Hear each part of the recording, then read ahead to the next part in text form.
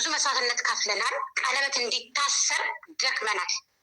ገንዘቡንም አይታችሁታል፣ የተላከውንም የተሰበሰበውንም ከዚህም ከዛም ያላችሁት የመንግስት አለ አለች እማማ ዝናሽ። እውነት ነው የምላችሁ እውነት እናንተ ጭራሽ ለቀለበት ገንዘብ ልካችኋል እንዴ? በጣም ነው የተናደድኩኝ።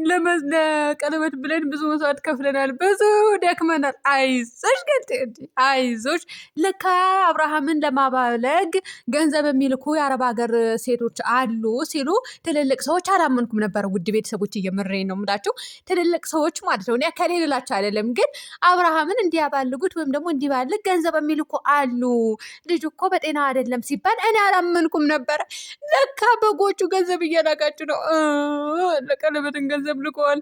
እንደው አብርሃምና ሩታ ሳይፋቱ አብረው እየኖሩ እንደው ምን ጉድ ናችሁ እናንተ! እንደው ምንድን ነው የሚወጣችሁ? ለማንኛውም አይዟችሁ፣ እውነት አይዟችሁ እናንተ። ለማን ነው የምትልኩት ገንዘቡ ማለት ነው? ለውሽሚት ነው የምትልኩለት ወይስ ለአብርሃም ነው የምትልኩ? ለማን ነው? ለሄርሜላ ነው እንደምትልኩለት? አይዟችሁ እንግዲህ ላኩላቸው በደንብ አድርጋችሁ ማለት ነው። እውነት እኔ እኮ ውድ ቤተሰቦቼ ማለት ነው ለካ ህዝቤ አውቆ ነው የሚናገረው። ትልልቅ ሰዎች ናቸው። የምሬ ነው የምላችሁ። አብርሃምን ለማባለግ ገንዘብ የሚልኩ የአረብ ሀገር ሴቶች አሉ ተብለዋል። ሰሞኑ ማለት ነው፣ ሳምንት አልሞላም። እኔ አላመንኩም ነበር። ለካ በትልልቅም ሰው ተዋርዳችኋል እናንተ። እንደው ተዋራዱ፣ እድሜ ልካችሁ የሚያዋርድ ነገር ያዋርዳችሁ እናንተ። እንዴት አወቋችሁ? ሽማግሌዎች፣ ትልልቅ ሰዎች እንዴት አወቁ እናንተ ገንዘብ እንደምትልኩ? ተናግረው ይሆናል። አብርሃምና ሄርሜላ ተናግረው ይሆናል። ገንዘብ የሚልኩ ራሱ አሉ ለቀለበት ብለው ተናግረው ነው። እናንተ ማፈሪያ ሁላ ማለት ነው።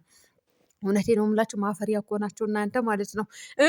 እናንተ እኮ ማፈሪያ ናቸው። እንደው ለቅሶ ነበረ መያዝ ለእናንተ። እንደው አብርሃምና ሩታ አልተጣሉም ወይ? እውነትሽን ነው የምትሉኝ? አዎ አልተጣሉም፣ ወላሂ አልተጣሉም። እኔ ወላሂ ብዬ አልምልም። ገባችሁ አይደለ? እኔ በውሸት ወላሂ አልልም ማለት ነው። እና አልተጣሉም፣ ሰላም ናቸው፣ በፍቅር ነው የሚኖሩት። ሚዲያ ላይ የሚሰራው ሰው እንደሚሰራው እየሰሩ ነው ማለት ነው። እቺ ውሽሚት ባትኖር ነው ደስ የሚለን፣ ግን አለች፣ ምንም ማድረግ አይቻልም። እና ምንም የለም ውድ ቤተሰቦች፣ ምንም አልተፈጠረም። እንግዲህ ሩታ ምንም ብላ ብትመጣ መደገፍ ነው፣ አብርሃም ደግሞ መቃወም ነው። ምክንያቱም የአብርሃሙ ዝሙት ነው፣ አንፈልግም፣ ማየትም አንፈልግም። እንዴ ድራማ ሲሰራ እንደዚህ አይነት ድራማ አይሰራም ማለት ነው። እና የሄርሜላ ደጋፊዎች እንዲያው ስንት ላይ ላካችሁ እናንተ ለቀለበት? እንግዲህ ቀለበት በአሁኑ ሰዓት ብዙ ነው። በዛ ላይ ደግሞ ቀለበት የሚደረግበት ቦታ መንገድ ላይ አይደረግም፣ ሰው ይጠራል። እኛ ምን እንሄዳለን እኮ እንዴ? እኛ ሳንደረግ ቀለበት የሚደረግ ነገር አለ እንዴ? እናንተ በጎች ማለት ነው። እኛ ራሱ ደርሰን መብላት አለብን። ድራማ ራሱ ቢሰራባችሁ ደስ ይለኛል። እውነት ቀለበት አዘጋጅቶ ሰው ይጠራል፣ እኛ ራሱ እንሄዳለን። ከዛ በኋላ እንበላለን። ገንዘባችሁን ቅጥ አድርገን እንበላዋለን ማለት ነው። አፈር ብሎ አፈር ያስበላችሁ። እንደው እናንተ እኮ በግ የተባላችሁ እውነትም በግ ናችሁ ማለት ነው። ምን አይነት መሀየሞች ናቸው? እንደዚህ ገንዘብ እስከ መላክ ድረስ ምንትን ባለትዳር ወንድ ለማባለግ ይሄ ጥሩ ነው ምናምን ሲሉ እኔ አፍሬ ነበረ። ገንዘብማ አይልኩም ይሄንን አክል በግናቸው እንዴ እስከምል ድረስ ደርሼ ነበረ። ለካ እውነታቸው ነው። ሽማግሌ እኮ አይዋሽም። እንደው ሄርሜላ ተናግራባችሁ ይሆናል እንዴ ገንዘብ እንደላካችሁ? እንደው የላካችሁበት አካውንት እንደው ስንት ብር እናስገባችሁ? እውነት ነው ናቸው። መቼም በአብርሃም አይደለም የምታስገቡት፣ በሄርሜላ ነው ማለት ነው። አብርሃም መቼም አካውንቱን አይሰጣችሁም፣ እውነት አይሰጣችሁም። ይሄንን አምናችሁ ተቀበሉ። ምክንያቱም ከሩታ ጋር እየኖረ ነው ያለው ማለት ነው። አይበላምም አያደርገውም። ገባችሁ አይደለ? አይበላምም ማለት ነው። አይቀበላችሁም።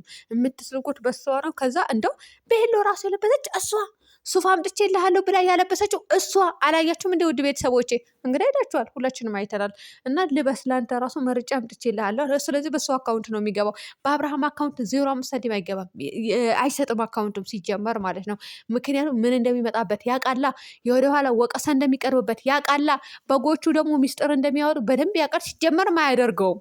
ገባችሁ? ባለትዳር ነው፣ የልጅ አባት ነው። አርፎ ይቀመጣል እንጂ አይልከሰከስም። ከሷ ጋር ሲመጣ ነው እንጂ አንተ በግ የሆንክ ልጅ አንድ አድርጋ እስከ በቃ አርፈ ተቀመጥ፣ እንደው ልጅህን አሳድገው። እውነት ይቅርብክ እንደዚህ አይነት ቪዲዮ መስራት ማለት ነው። እና በጎቹ ደግሞ አይዟቸው እንግዲህ ያው ይጋባሉ። እሺ ይጋባሉ ማለት ነው። እነሱ ከተጋቡ አህያ ቀንድ ታበቅላለች አይደል የሚባለው? እኔ በህይወት የለውም እነሱ ከተጋቡ ማለት ነው። እውነቴ ነው የምላችሁ። እንዴ ነች በቃ ዝም ብለው ሁሉንም ነገር በእናንተ ቤት ቀላል ነው።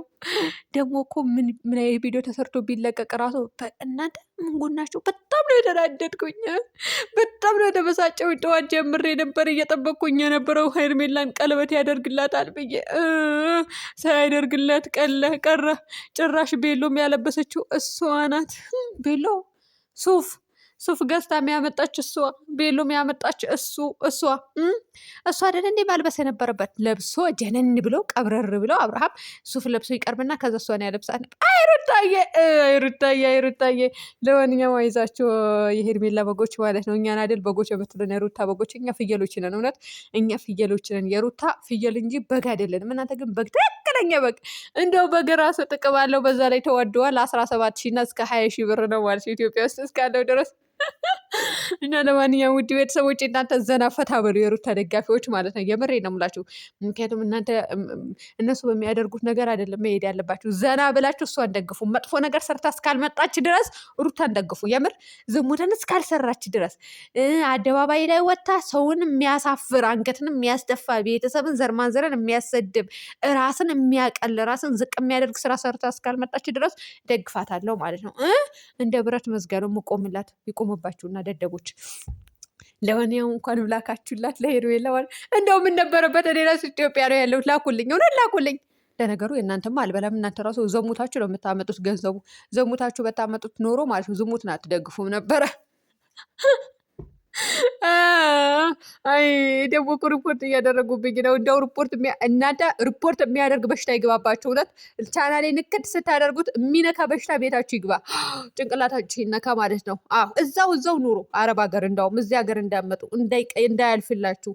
እውነቴ ነው የምላችሁ። ለነገሩ ይለፍላችሁ። እናንተ መጥፎ ከሆናችሁ እኔም መጥፎ መሆን አለብኝ? ኧረ ይለፍላችሁ፣ ሁሉም ነገር ይኖራችሁ። እውነት ገብታችሁ እንደኔ ኢትዮጵያ በሰላም ኑሩ፣ ባጃችሁ ግቡ። እንዴ ነችና እርግማ ነው የምታደርጉኝ። ግን ሪፖርት እንዳታደርጉ። ግን የሚደገፍና ማይደገፍ ለጌታችሁ ወቁ። በጋትሁኑ ገንዘብ አትላኩ፣ ለውሽሚት አትላኩላት። አያገባትም። ገና ቀለበት ገዝታ ታመጣለች። እንደው ምን አለች በሉኝ። አብርሃምን ቀለበት ላይ አደርግልህ። እንደው ማን ስለሆነች ነው? ሲጀምር እሷ ነው ማድረግ ያለባት። ቀለበት ታደርግለታለች። አብርሃምን ቢላል ከዛ እንግዲህ ያው ከሩታ ጋር እየኖረ ነው ብያችኋለሁ። ግን አላመናችሁም እኮ። አብርሃምና ሩታ በእናንተ ቤት ተፋተዋል እኮ። የሚያፋታ ነገር ያፋታችሁ አቦ። በእናንተ ቤት ተፋተዋል። አይገናኙም፣ ምንም አይሉም፣ ልጃቸውም አያሳድጉም። በቃ ውሽሚት ልጃቸው እንደምታሳድጉ ነው የምታስቡት። እናንተ የቀለላችሁ ከሆናችሁ እውነት የቀለለ። እንዴት ሰው በዚህ ልክ ይቀላል? እንዴት ሰው በዚህ ልክ ይወርዳል? እንዴት ሞኝ ትሆናላችሁ? ጅሎች ትሆናላችሁ በዚህ ልክ። ለማንኛውም የሚመቻችሁን አያገባኝም፣ አይመለከተኝም ማለት ነው። ግን እነሱ እንዳልተፋቱ አስረግጬ ነው የምነግራቸው። እኔ ወታደራ ላይ ቁጭ በየማ ማንም አይሸውደኝም። እውነት ማንም አይሸውደኝም ማለት ነው። ተሸወድሽ አንቺ ገንዘብሽን መንዝረሽ አውጥተሽ የምትሰጪ በጉላ እውነት በግ ራሱ አይገልጻል።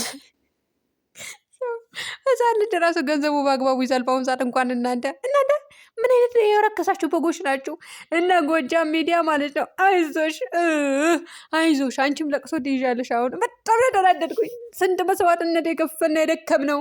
ገና ትልካላችሁ ገንዘብ። ግን አብርሃም አያገባትም። ምክንያቱም ከሩታ ጋር አልተፋታም፣ ሊፋታም አይችልም። እና መቼም ጥንቁልና ካልሰራችሁባቸው አይፋቱም። ውድ ቤተሰቦች በያላችሁበት ሰላም ሆኑልኝ።